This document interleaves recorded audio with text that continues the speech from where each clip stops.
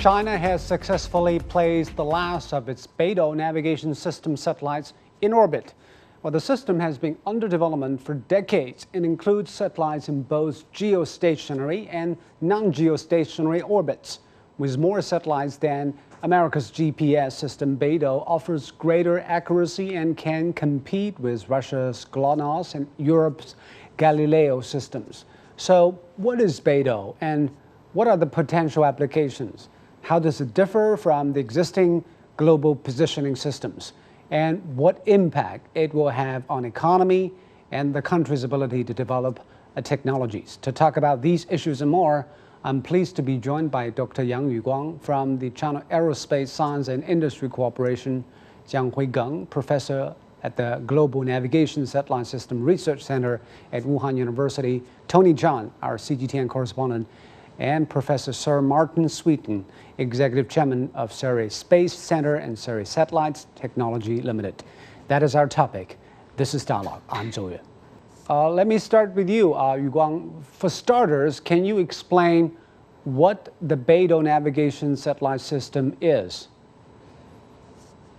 Well, the Beidou system is a very big satellite constellation which composed of about more than 30 satellites. It can provide very accurate positioning and timing service, and also it can provide short text messages. It has already has 3 generations. The first generation, we use the technology with only 2 satellites. We can use only 2 satellites to provide the positioning service, but it needs the user to send signals to the satellite. So the quantities of users is limited. From the second generation, we choose a principle very similar to GPS, GLONASS, and Galileo. So it, theoretically speaking, it can provide services to infinite numbers of users. And for the third generation, we can provide services to the whole globe.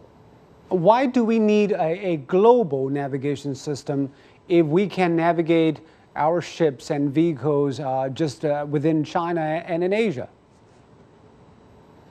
Well, you know, for a big country like China, it is very important for developing these kind of we call space infrastructure to ensure the safety and also ensure the development of high technology. And the second, because you know that China's economy has already extended to the whole world. The whole world, we can call it one single village. So it is very important for China not only providing the positioning and timing service to the Asia Pacific regions, which has been done by the second generation of the Beidou system. But in the future, if we can provide service to the whole globe, including other regions outside the Asia Pacific, it will be very useful not only to China, but also to the whole world.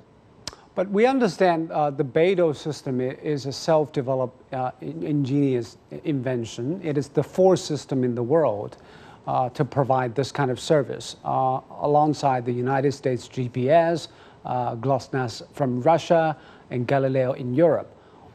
Really, does the world need 4 different navigation systems? Theoretically speaking, we can use only one single system to provide services to the users on the ground. But you know, according to the basic principle of the navigation technology, if we want to more accurate positioning and timing, you should have more satellites.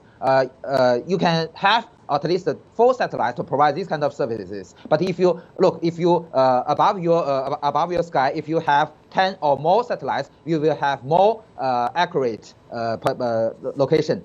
So if we can have not only the GPS, GLONASS, and Galileo, if we also have the Beidou system, the user on the ground will have more choices, and also they will have the positioning and timing more accurate. And you know that in recent years, the downstream developers has already developed these kind of chips, which can be embedded in such as a mobile phone and other devices to combine the signals, all these systems together.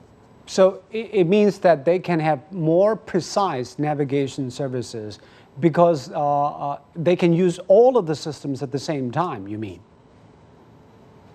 Exactly. If we have more satellites, for instance, your accuracy will be different if you only have 10 satellites. But if you have 20 satellites above the sky, you will have more accurate position. And also, this will be more reliable. If one system has some malfunction, you can choose another system. But besides the applicability, what is the necessity for a homegrown navigation system? Some people say a navigation system is the basic infrastructure for a nation's not only economy but also military and national security uses. Does that also serve as a very important purpose? Exactly.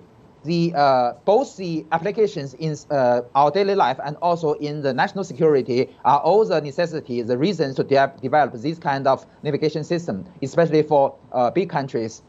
You can see that not only China, but US, Russia, and Europe, and also besides these countries, India and Japan has also developed their local or regional navigation satellite system or navigation satellite enhancement. And can you tell us the compatibility of these different systems? For example, if my car is mounted with Beidou, is it also compatible with GPS? Can those systems work in sync? Well, that depends on the chip you used. You know that for historical reasons, most of the users choose GPS because GPS has the longest developing history. But in recent years, as I've mentioned, because since the second generation of Beidou system, we choose a similar principle methodology like the GPS, GLONASS, and Galileo system. So all these systems are possible to be combined together. For realizing this goal, we choose these kind of chips. The chips can be developed by any developer. So if the chip has the algorithm embedded to analyze the signals from the not only GPS but also Beidou, it can combine the signals together and calculate your position and time more accurately. All right. We also collected some questions and also opinions on the China's homegrown technology of navigation. Let's take a look. This internet user says, so does that mean we don't have to use GPS any longer? So you want, of course, if I use both systems, I have to pay for both systems. But if I have Beidou or somebody has GPS, does he or she has the choice to only use one system that's cheaper? I think it will be a wise choice to use both systems. You see that I have mentioned because of the technology we used by Beidou and the GPS, if you have more satellites, you will be more accurate and more reliable. Do I have to pay more if I use two systems at the same time? You can choose them at the same moment. For instance, you can receive the signals of, for instance, 20 satellites. And because you know that some of the signals are better and you can choose the better ones. Maybe some part from the GPS, some from Beidou. So your accuracy will be better if you choose the best ones inside these But does satellites. it make economic sense? I don't have to pay for those services, do I?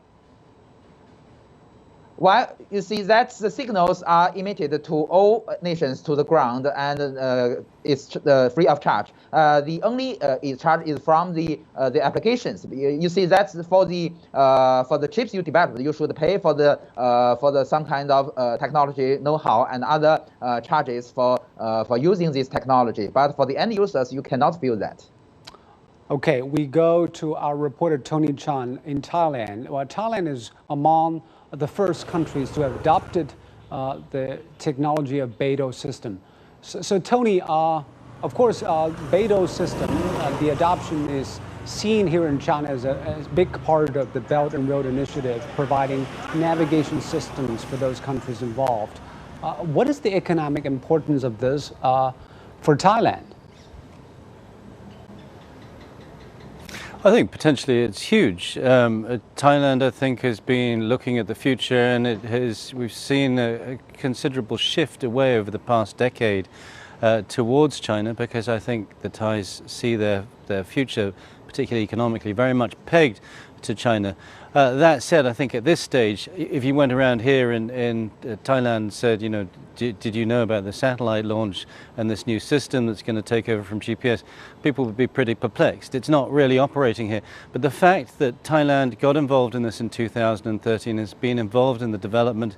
There is an Earth station in Chonburi, which is going to be one of 200, I think, ultimately planned around the ASEAN region. And this is because this is a system which is very much focused here on Southeast Asia, and where the advantages, I think, should be felt more here.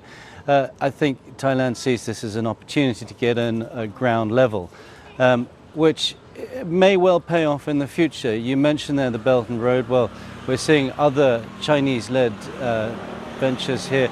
I guess probably the most prominent one is the high-speed rail going down from Kunming through Laos, across Thailand, down through Malaysia, and ultimately to Singapore. Now, one of the things the Beidou system does is guide driverless trains, high-speed trains, which could ultimately be on this line. Now, as yet, those lines are far from completed. But that's an example of how this could be fundamentally important to Thailand's economic future. And have we seen successful commercial applications of this? And what are the future prospects?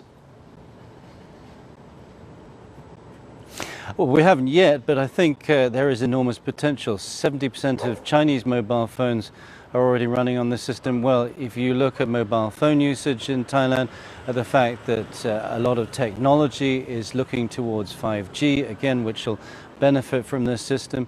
There is enormous potential here. We see Chinese brands, particularly in those telephony markets, becoming very prominent these days. So the potential is huge. I think the Thai government is also looking at a particularly difficult economic situation at the moment after the coronavirus crisis. They're looking at ways to get out of it, and as they have been looking at various economic problems in the last couple of years. And I think they've come to the conclusion that technology is the way to do it. Where are they looking for that technology? China. And this is obviously going to be a fundamental part of that. So I think there are opportunities here. As yet, very hard to see any sign of them, but I think they're embedded in the systems that Thailand is looking towards. So inevitably, Beidou will be a system that Thailand is using at some point in the future. All right. We have Professor Geng on the line. Professor Geng, of course, many people see Beidou as an alternative to GPS, but what are those unique features Beidou can offer and GPS doesn't? Personally, I don't think Beidou is some kind of alternative to GPS. I think Beidou system is an independent one. It's not going to be backup to GPS.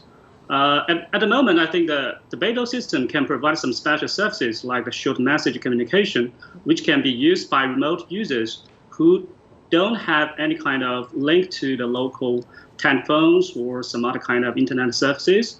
They can use the Beidou system to send some messages for some emergencies, for some kind of search and rescue, to help themselves to get out from the difficulties.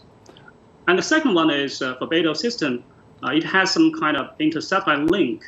That means between any two satellites and two Beidou satellites, they can measure the distance from each other. So in this way, we can only use the stations within China to maintain the stability of the Beidou constellations without any other reliance on the overseas stations. Now the GPS and GLONASS and the Galileo system, they all use some globally distributed stations to maintain their orbits. So this is not easy and will increase the maintenance fees for that systems. So Beidou will be quite unique because we use only the stations within China and it's fully under control, so we can have better reliability and continuity. What about precision? You mentioned that the Beidou system do not rely so much on geostations on the Earth, but does it provide as precise data about positioning as the others? Yeah, the positioning services is subject to two factors. The first one is the quality of the signals. At the moment, the quality of the Beidou satellite signals is very comparable to GPS and Galileo, and even surpass the quality of the GLONASS. And the second one is the positioning quality depends on the satellite geometry. I mean, where your satellites are and how they cover your places. So in this way, the Beidou system has 3 levels of orbit. We have the MEO satellites, we have the geosynchronous orbit satellites. So in this way, they can have better geometry compared to GPS and Galileo system, which are mainly composed of only middle orbiters. So I think the Beidou can surpass the positioning capability of GPS and the Galileo system. And Professor Gong, the system was actually has a prototype used in the 1990s, and now we have a constellation in operation. How is Beidou already used in China?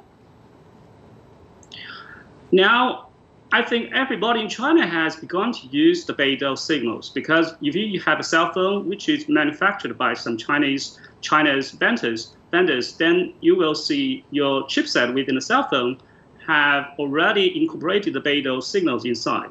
So then whenever you want to go outside to find a place to eat something or go to some place to visit, and then you are using the Beidou signals to position yourself. And secondly is we know we have shared bicycles over the past several years, and then the shared bicycles in China all use the Beidou signals for their navigation, to find their places, to detect whether the bicycles has been returned to some specific places that is required by the bicycle owners. So I think, and also, we are in our university, we are developing the ground-based augmentation system for Beidou, and this system can provide some positioning services like centimeter level and decimeter level positioning accuracy. So they can be used for precision agriculture, especially for the lands over the western part of China, and also for the people in overseas, to help them to promote their efficiency in taking fish.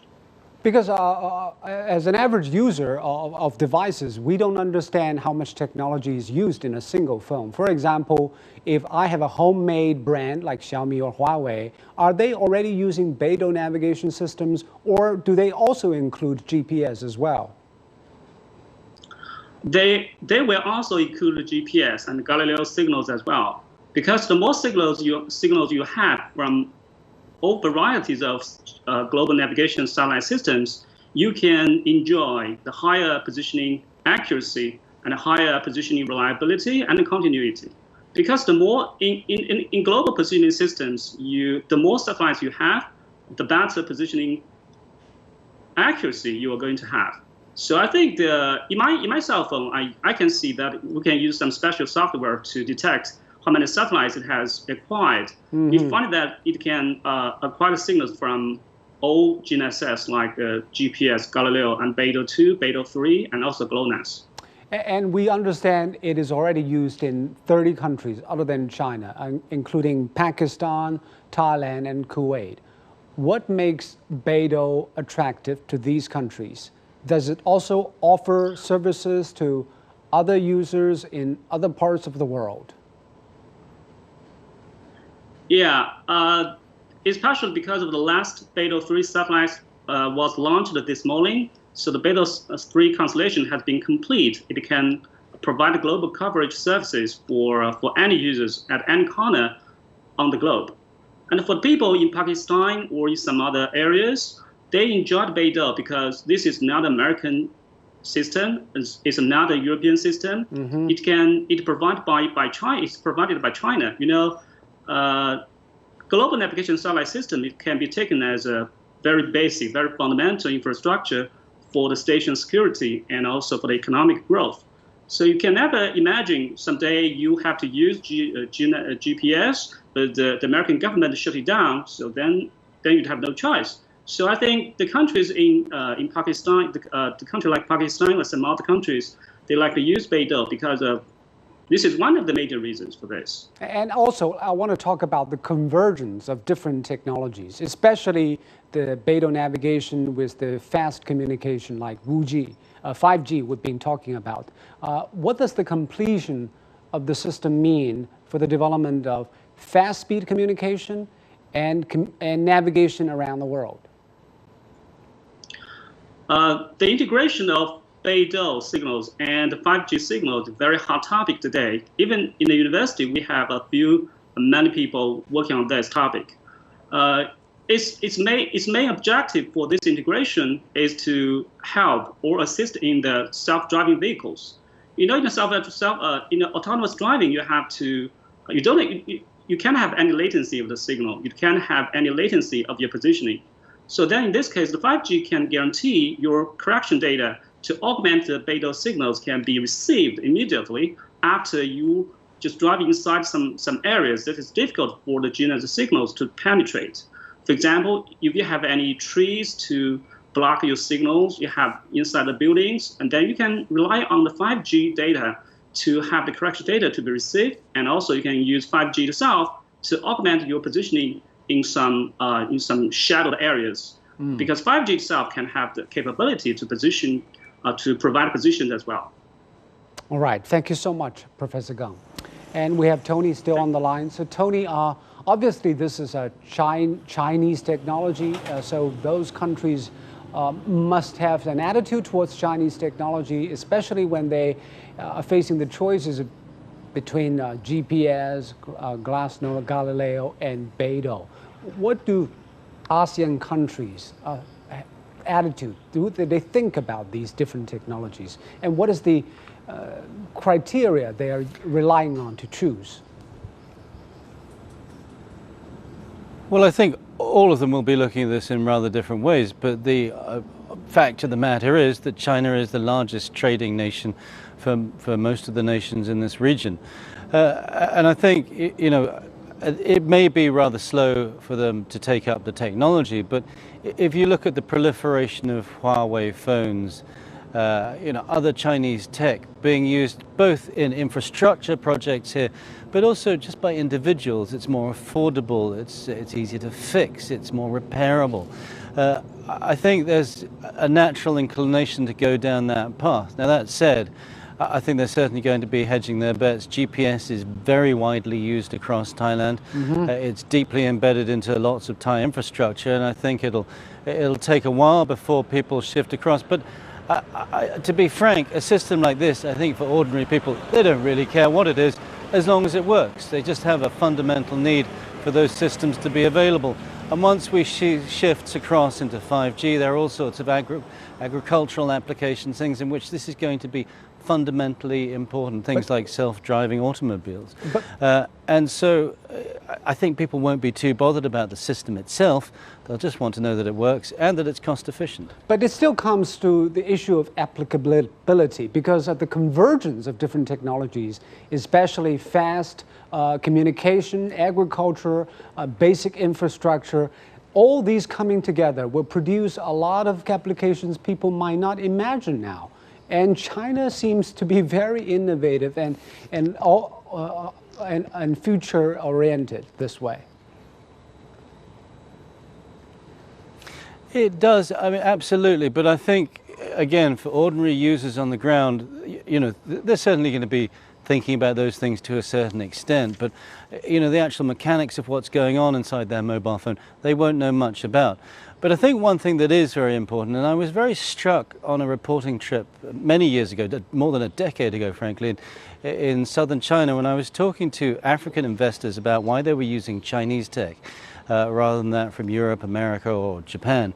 And they said universally, actually, and we spoke to a number of people when we were down there, they said that Chinese tech is cheaper, but it's also much easier to fix, to maintain, and you don't have to buy a massive infrastructure with it. And I think this is something that, where China has capitalized in its sort of technological advancements and selling that on to other nations, is it's not been part of an enormous system, an enormous infrastructure. And when we look at those things offered by the United States and Europe, they often come with caveats that you have to buy into a whole system that proves very costly and is very difficult to maintain, and it compromises your independence. So that in many ways is, I think, what countries in ASEAN will be looking at when they look at Beidou.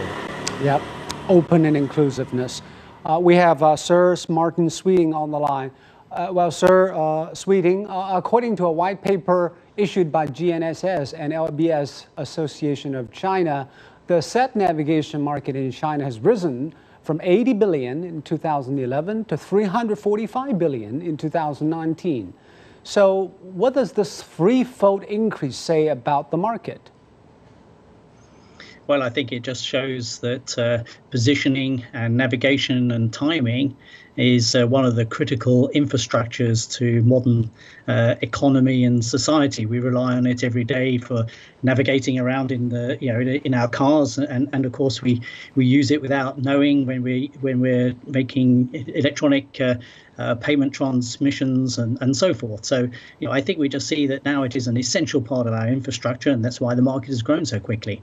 And what is your impression of the Chinese Beidou system? How do you feel about its technical advantage?